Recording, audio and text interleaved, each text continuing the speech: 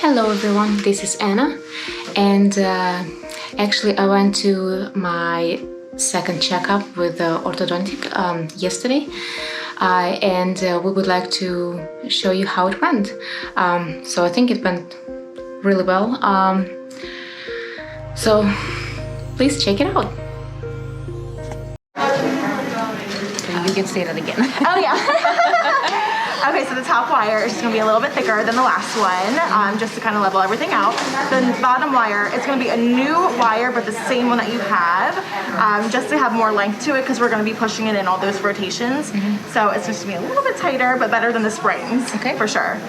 The springs just get everything caught up in there. Oh no, it's so annoying.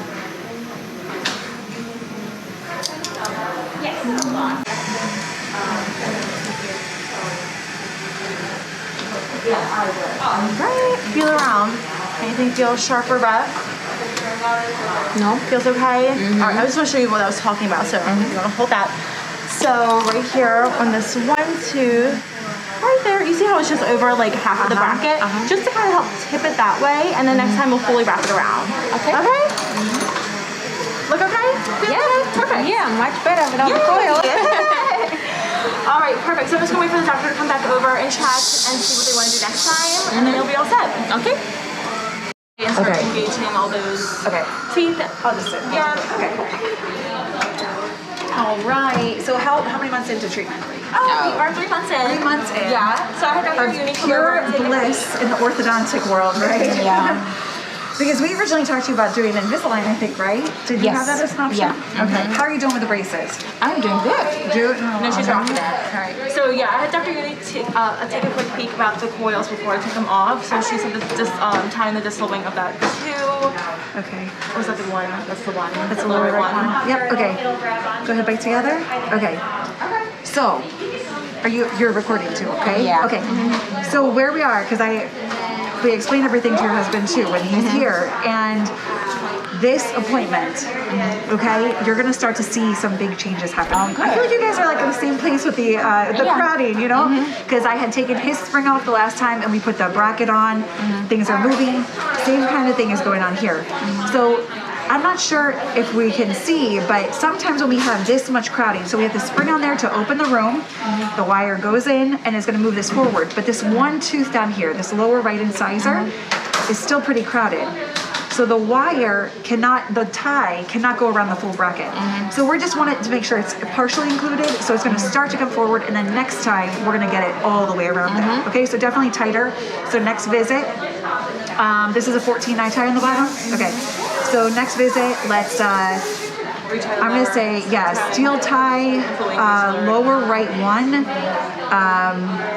May need to consider, I might need to pop a coil in there again, potentially, but we'll see. What is this upper wire? 18 eye tie. 18 eye tie on the top, and then when was this placed? Today? Okay, cool. So since its upper teeth are pretty straight, you're not gonna feel too much, you're gonna feel the most discomfort on the bottom, okay? Go ahead, bite together. But yeah, you're looking really good. I would like to, next visit, also start to reduce some of your bumpers on the back, just bumps. I'm not going to put the button because now as your bite is getting better, I don't need those anymore. So we're going to remove the bumpers next time. So remove some bumps on the upper fours. Go ahead, bite together. And then tell me about rubber bands on her. Is she wearing anything? No. All right. You look great. My husband's actually really wanting to know when I'm gonna get the rubber bands. He's got a whole different situation going on there. So he's a special one for right now. Your bite is really good. 3 years. Yeah. So he has an underbite and an open bite. So he doesn't have options without rubber bands. No, he's a totally different game. So, but fortunately for you, I mean, you might not technically need rubber bands. Okay. I mean, I would say the majority of people have to get rubber bands at least for a little bit, but sometimes we don't need them. You might be one of the lucky ones. Oh, good. Yeah. You look fantastic. Thank you. Yeah, you look really, really good. They don't cover. Yeah, so I asked them how much is going to be out of pocket. They told me 52 or something, like $70. I'm like, it's okay. Yeah. It's not $500 and I'm going to break a bank. So during orthodontic treatment, and this is something that we typically talk about with our patients, is even though I am a dentist and I'm looking at how well we're doing with cleaning, I'm not looking for cavities, and I take x-rays, but if I see something, I'll refer you to your dentist, but you have to stay on track with your dental cleanings because they're looking at different things than us. Yeah. And what we were just talking about is the frequency of cleaning. So in general, the recommendation is 6 months. The reason why it's 6 months is because that's what insurance decided to pay. It doesn't mean that that's how much. I mean, you could go for cleanings much Every more month, frequent. pretty much. You could go for a cleaning every single month with your dentist, and that's fine. But your insurance, you're gonna have to pay out of pocket. Whereas if you do it once every 6 months, they'll allow 2 cleanings in a year. Yeah. So unfortunately, we've allowed insurance to dictate our follow-up, which again during braces you might want to have more frequent follow-up. Yeah, That's what I decided to do. Yeah. And then when they were using that ultrasonic Yes. cleaning, Yeah. and actually the part of my filling fell off. And they decided that they're not going to do anything. They're not going to do any repair for now because they're going to have to take the bracket off, and they don't want to do that. So they just like put something on it to prevent it from temporary. Yeah, and then they said next time, when the braces come off, they're going to fix it. Yeah. So in general, if you have fillings to be done, fillings need to be done before you have braces placed because there's an actual cavity, like you say, it's an actual disease process going on in the tooth.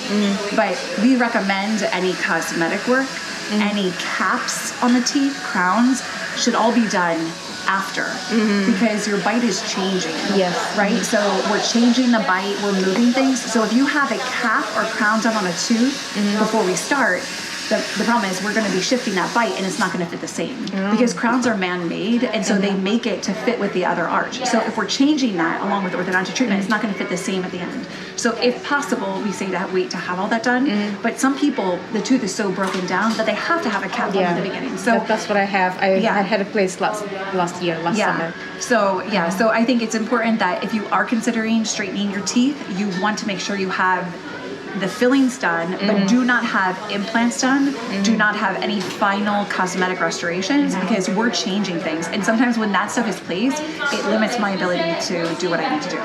So I think that's really important for people to know. But, And I think that's why it's actually good to have your braces done when you're a teenager because there's less likely you're going to have crowns and bridges. Right, exactly. But then also you have to wear your retainers, right? Because then if you're not wearing your retainers, things are going to shift. So I think that's the problem with, teenage patients. Everybody wants to have their child have a beautiful smile, but then we don't realize as teenagers that we're given that gift, and then we have to maintain that, right? Because then if you don't maintain it, then you're coming back in your 20s and be like, I didn't wear my retainers. Now it's on your body. Right. So it's like important. So it's like you're giving your child that gift, but it's important to understand that you have to maintain that because things will always shift. Yeah, and the kids don't get it. And actually, I have a niece. She had her braces for 2 years. She had them, and we were asking her like what she was eating, and she's like, like I broke my wire a few times because I didn't care. So they just like because they didn't pay. Right, exactly. Now I see. Now you have a different I can see like a little bit like the tooth is like coming, I guess, back where it used to be. So she doesn't wear retainers. Right, she should.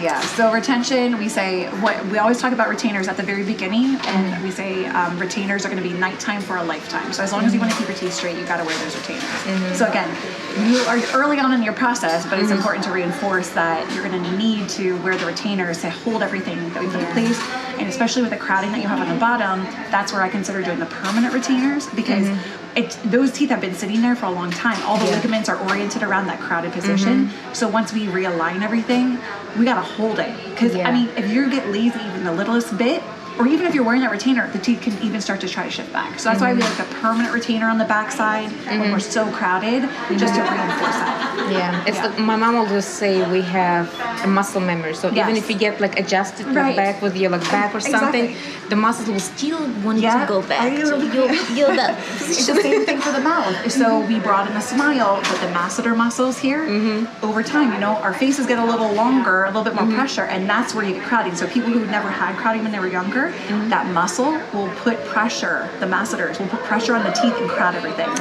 So that's why people are like, well, I had straight teeth, but now they're crowded. It always is the muscle memory. That's actually my neighbor. She said like, I always had like nice teeth, and now they're all crowded on the bottom. That's what happens. Everything gets longer, more pressure. So, but you're doing a great job. So keep up the good work with the cleaning, and we'll see you like 6 to 8 weeks then. All right. All right. You. Yeah, no problem.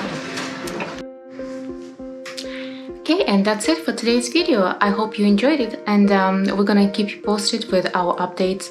And actually, I wanted to let you know, the last time I had coils and they removed coils, and when I had coils, my front teeth looked really crooked because the coil was not attached to every tooth, and I think the coil was actually pushing on the bracket, and the tooth was kind of really crooked going inside. And I was thinking that I don't remember my teeth being that crooked, but you know, like, who knows.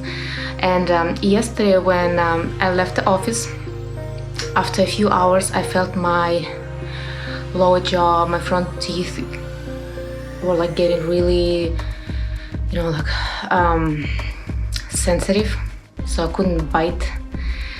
It was like hard to do like a lot of things. So I had to take ibuprofen for pain. And